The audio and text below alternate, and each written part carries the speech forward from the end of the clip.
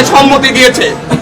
আমরা বৈষম্যবিরোধী ছাত্র আন্দোলনের বিপ্লবী ছাত্র জনতা আমরা সিদ্ধান্ত নিয়েছি আমরা অবশ্যই আমরা শহীদ মিনারে আমরা একত্রিত হব। আমরা আমাদের পূর্ববর্তী যে কর্মসূচি আমরা দিয়েছি আমরা শহীদ মিনারে আমরা বিপ্লবীরা সেখানে একত্রিত হব। আমাদের সরকারের পক্ষ থেকে প্রক্লেমেশন আসবে, কিন্তু তাই বলে আমাদের একত্রিত হওয়া বন্ধ হয়ে যাবে না। আমাদের সেখানে আগামীকালকে আহতদের থেকে শুরু করে আহতদের থেকে শুরু করে শহীদ পরিবার ঢাকা শহরের মা বোনেরা যেভাবে 5ই আগস্ট রাজপথে নেমে এসেছিল, প্রতিটি বাড়ি ঘর থেকে যেভাবে রাজপথে নেমে এসেছিল, তারা প্রক্লেমেশনের পক্ষে অবস্থান নেবে।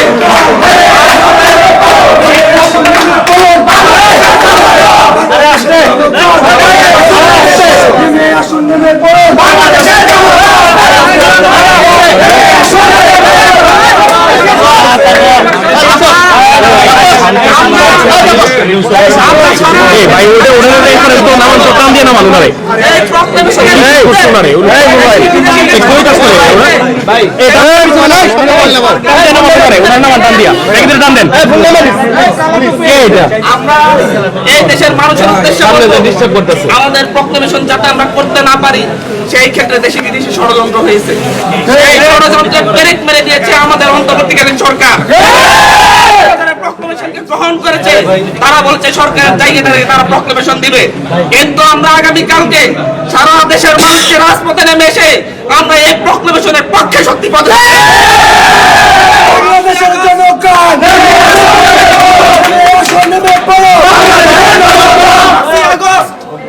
5ই আগস্ট ঢাকা শহরের প্রতিটি বাড়িঘর থেকে মানুষ নেমে এসে এদেশের গণঅভ্যুত্থানের পক্ষে শপথ নিয়েছিল।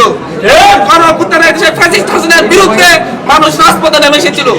আগামীকালকে সেই জায়গা থেকে, সেই গণঅভ্যুত্থানের অংশীদারিত্বের জায়গা থেকে যারা আমাদের ঢাকা শহরের যত মানুষ সেই 5ই আগস্ট রাজপথে নেমে এসে শেখ হাসিনার বিরুদ্ধে স্লোগান ধরেছিল, শেখ হাসিনাকে না বলেছিল, আগামীকালকে ঢাকা শহরের প্রতিটি মানুষ আমার শহীদ ভাইদের রক্ত অর্জিত গণঅভ্যুত্থানের প্রক্লেমেশনের পক্ষে রাস্তায় নেমে এসে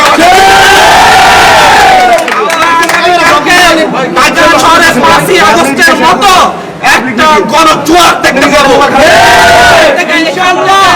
আমরা অন্তর্বর্তীকালীন সরকার যে প্রক্লেমেশনের পক্ষে যে অবস্থান নিয়েছে সেই অবস্থানকে সমর্থন জানাবো। আমরা মানুষ সমর্থন জানাবে যাতে ভবিষ্যতে আর কেউ ষড়যন্ত্র করে এই প্রক্লেমেশনের পথ রুদ্ধ করে দিতে পারে।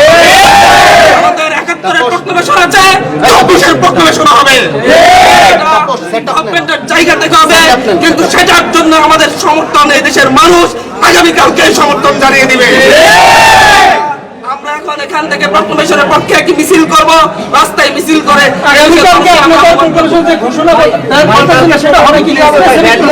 আমরা সেটা আপনাদেরকে বলছি, আমরা প্রক্লেমেশনের পক্ষে আগামীকালকে এই দেশের মানুষ অবস্থান নিবে।